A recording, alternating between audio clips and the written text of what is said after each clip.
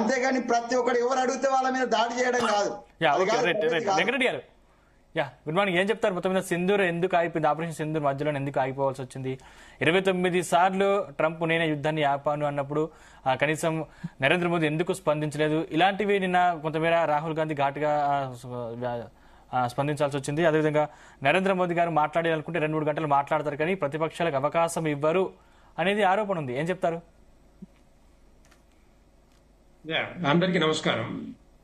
ముఖ్యంగా ఈ ఆపరేషన్ సింధూర్ మీద 2 రోజుల చర్చ ఏదైతే ఉందో దానికి కాంగ్రెస్ పార్టీకి సమాధానం దొరికిందని నేను అనుకుంటున్నాను. ఇప్పటికైనా కూడా కాంగ్రెస్ నోరు మూసుకోవడానికి సమాధానం దొరికిందని నేను అనుకుంటున్నాను. ఎందుకంటే డీటెయిల్ గా ప్రధానమంత్రి నరేంద్ర మోడీ గారు డీటెయిల్ గా దానికి సమాధానం కూడా చెప్పారు. కాంగ్రెస్ పార్టీ నీచ సంస్కృతికి, దేశాన్ని మోసం చేయడంలో, దేశ ప్రజల్ని మోసం చేయడంలో, దేశ ప్రజల్ని ద్రోహం చేయడంలో కాంగ్రెస్ పార్టీ ముందు నుంచి ఒక వాళ్ళ డిఎన్ఏలోనే కాంగ్రెస్ పార్టీ డిఎన్ఏలోనే ఉంది. ఇప్పటి కూడా కాంగ్రెస్ పార్టీ ఈ దేశ ప్రజల్ని, హిందూ సమాజాన్ని ఎప్పుడు మోసం చేయడానికి ప్రయత్నం చేస్తుంది తప్పితే దీనికి అందరికీ గొడవ కారణం ఎవరండి? ఈ పాకిస్తాన్కి, భారతదేశానికి గొడవ కారణం ఎవరు? అప్పుడున్న ప్రధానమంత్రి మాజీ ప్రధానమంత్రి జవహర్లాల్ నెహ్రూ కాదా? ఆ టైంలో ఇష్టాన రీతిగా ఈ భారతదేశాన్ని అప్పట్లో అఖండ భారత్ని విడదీసి ఇప్పుడుకి పాకిస్తాన్ భారతదేశానికి గొడవ కారణం ఈ రోజు ఒక మీరు మాట్లాడేది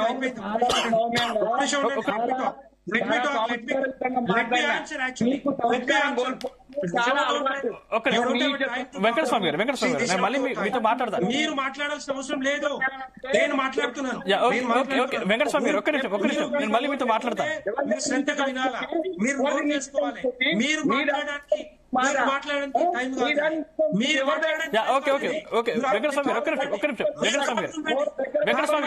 దయచేసి ఒక్క నిమిషం నేను మళ్ళీ మీతో మాట్లాడతాను. వెంకటస్వామి గారు ఒక్క నిమిషం నేను మళ్ళీ మీతో మాట్లాడతాను. మీకేం తెలుసు మీకు? పర్సనల్ ఆర్గ్యుమెంట్ దయచేసి పర్సనల్ ఆర్గ్యుమెంట్ దయచేసి వెంకటస్వామి గారు ఒక్క నిమిషం మళ్ళీ మీతో మాట్లాడతాను. వెంకటస్వామి గారు ఒక్క నిమిషం పర్సనల్ ఆర్గ్యుమెంట్ వెంకటస్వామి గారు ప్లీజ్ పర్సనల్ ఆర్గ్యుమెంట్ వెంకటస్వామి గారు వెంకటస్వామి గారు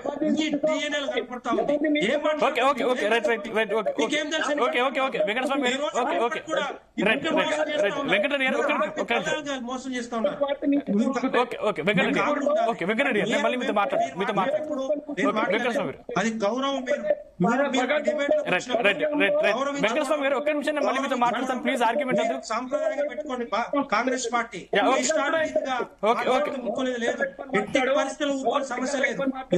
మీ ఇష్టం వచ్చినట్టు వెంకటస్వామి గారు ప్లీజ్ మనం ఆర్గ్యుమెంట్ చేసుకుని పోతే మన వాయిస్ ఎవరికి వినిపించారు. దయచేసి ఒకరి తర్వాత ఒకరు మాట్లాడుకుందాం.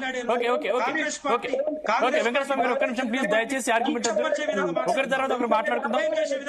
వెంకటస్వామి గారు వెంకటస్వామి గారు ఒక్క నిమిషం వెంకటస్వామి గారు వెంకటరెడ్డి గారు వెంకటస్వామి గారు ఒక్క నిమిషం మనకు మిగతా గెస్ట్ ఒకసారి అవకాశం ఇద్దాం. ఖచ్చితంగా మీకు అవకాశం ఇస్తాం.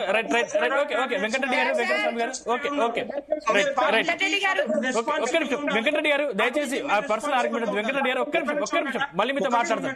ఒక్క నిమిషం వెంకటస్వామి గారు దయచేసి ప్లీజ్ పర్సనల్ ఆర్గ్యుమెంట్ వెంకటస్వామి గారు ఒక్క నిమిషం నేను మళ్ళీ మీతో మాట్లాడతాను. వెంకటస్వామి గారు వెంకటస్వామి గారు ప్లీజ్ దయచేసి పర్సనల్ ఆర్గ్యుమెంట్ ఒక్క నిమిషం వెంకటస్వామి గారు నెక్స్ట్ ఖచ్చితంగా మీ దగ్గరికే వస్తాను. వెంకటస్వామి గారు ఒక్క నిమిషం వెంకటరెడ్డి గారు ఒక్క నిమిషం ఆగండి. వెంకటరెడ్డి గారు రైట్ సత్య గారు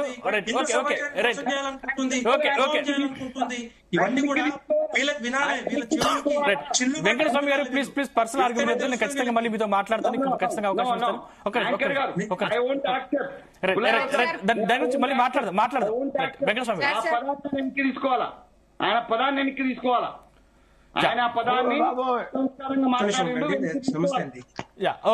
వెంకటస్వామి గారు మాట్లాడిన లేడీ ఉన్నారు, మాట్లాడినామని సత్య గారు సో ఏం చెప్తారు? నేను జరిగినటువంటి ప్రతిపక్ష విపక్షాల మధ్య మాటల యుద్ధం ఏం చెప్తారు? వెంకటరెడ్డి గారు ఒక్క నిమిషం మీతో మాట్లాడతారు. మిగతా వాళ్ళకి అవకాశం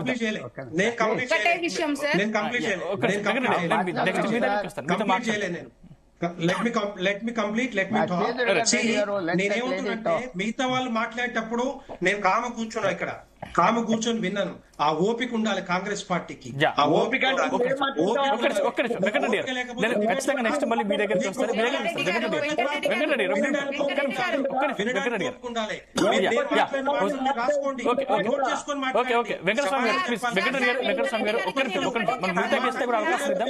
రైట్ ఈ దేశము హిందూ దేశం కాదు. ఓకే వెంకటరెడ్డి గారు ప్లీజ్ మిగతా వాళ్ళకి అవకాశం ఇచ్చిన తర్వాత ఖచ్చితంగా మీ దగ్గరికి వస్తాను. దేశంలో ఒక కాన్స్టిట్యూషన్ ఉంది. ఒక్క నిమిషం. భిన్నత్వంలో ఏకత్వము. అంతేగాని మధ్యలో మాట్లాడేటప్పుడు నేను మాట్లాడేటప్పుడు మిగతా వాళ్ళు రావడం మంచిది కాదండి. మంచి సాంప్రదాయం కాదు. యా, నేను వెంకటరెడ్డి మాట్లాడుతున్నప్పుడు చేయండి, తర్వాత అక్కగారు మీరు ఒక నిమిషం ఒకసారి కంక్లూడ్ ఇవ్వండి. ఎందుకంటే మిగతా ఒక బీఆర్ఎస్ గెస్ట్ మీలో ఉన్నారు, వాళ్ళకి అవకాశం ఇద్దాం. ఖచ్చితంగా వాళ్ళకి అవకాశం ఇచ్చిన తర్వాత మళ్ళీ మీకు అవకాశం ఇస్తాం. నేను మాట్లాడలేదు కదా, మధ్యలో వీళ్ళు వచ్చి మాట్లాడితే మీరు కాము చేయకపోతే ఎట్లా నాకు అర్థం కాదు. చెప్పండి మాట్లాడండి. నేనేమంటున్నంటే, సో ఇప్పటికైనా కాంగ్రెస్ పార్టీకి సమాధానం దొరికిందని నేను అనుకుంటున్నా. ఇప్పటికి కూడా ఆపరేషన్ సింధూర్ మీద ఎన్నో సార్లు వీళ్ళు అవమానించారు. మన ఆర్మీ బలగాల్ని అనుమానించారు. ఎట్టి పరిస్థితుల్లో ఏదో సంథింగ్ ఏదో జరుగుతున్నట్టుగా అనుమానించారు. నిన్న ప్రధానమంత్రి నరేంద్ర మోడీ గారు కానీ, అమిత్ షా గారు కానీ, రాజ్నాథ్ సింగ్ గారు కానీ డీటెయిల్ గా వీళ్ళకి సమాధానం చెప్పిర్రు. అది వాళ్ళకి క్లారిటీ ఉంటుందని నేను అనుకుంటా. ఇప్పటికైనా కూడా ఇలాంటి మాటలు మాట్లాడడం వల్లనే దేశ ప్రజలు మోసపోతా ఉన్నారు. నేనేమంటున్నంటే, ఆపరేషన్ సింధూర్ మీద లేకపోతే పాకిస్తాన్ పిఓకే మీద చాలా ప్రశ్నలు వేశారు. పిఓకే వాళ్ళ పాకిస్తాన్ ఆక్యుపైడ్ కాశ్మీర్ వాళ్ళ కింద పోవడానికి కారణం ఎవరంటే, అప్పుడున్న మాజీ ప్రధాని నెహ్రూ గారు ఆ టైంలో కాకుండా 1971లో వేల కిలోమీటర్లు మన సైనికులు లోపలికి పోయి బంగ్లాదేశ్ ని విడదీసి బంగ్లాదేశ్ కి స్వాతంత్రం కల్పించి వచ్చినప్పుడు ఆ టైంలో మనకున్న ఏదైతే అవకాశం ఉండేనో మరి ఆ అవకాశాన్ని ఎందుకు వదులుకున్నారు వీళ్ళు? ఇప్పుడంటే వీళ్ళకి మండుతుంది. సంవత్సరాలు కొద్దిగా దాన్ని పక్కకు పెట్టి జమ్మూ కాశ్మీర్ ఏదో రావణ కాష్టంగా చేసింది ఎవరంటే ఇప్పటిదాకా కాంగ్రెస్ పార్టీ కాదా? ఈ రోజు కాంగ్రెస్ పార్టీ కాదా? ఇప్పుడు ప్రధానమంత్రి 2004 నుంచి 2014 వరకు ఎన్ని బాంబు పేలుళ్ళు, ఎన్ని చొరబాట్లు, ఎంతమంది హైదరాబాద్ గడ్డ మీద 3 సార్లు 4 ప్లేస్లలో ఎంతో మందిని చంపింది మరి ఉగ్రవాదులు కాదా? వాళ్ళు ఎట్లొచ్చారు హైదరాబాద్ కి, బెంగళూరుకి ఎట్లొచ్చారు, బాంబేకి ఎట్లొచ్చారు, ఢిల్లీకి ఎట్లొచ్చారు, మిగతా ప్రదేశాలకు ఎట్లొచ్చారు? అది కాంగ్రెస్ పార్టీ ఆపిందా?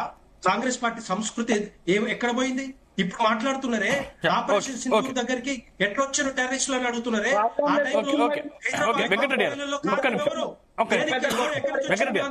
మీ పార్టీ 2004 నుంచి 2014 వరకు వెంకటస్వామి గారు దయచేసి వెంకటరెడ్డి గారు ఒక్క నిమిషం ఒకసారి బీఆర్ఎస్ గెస్ట్ దగ్గర కూడా వెళ్దాం.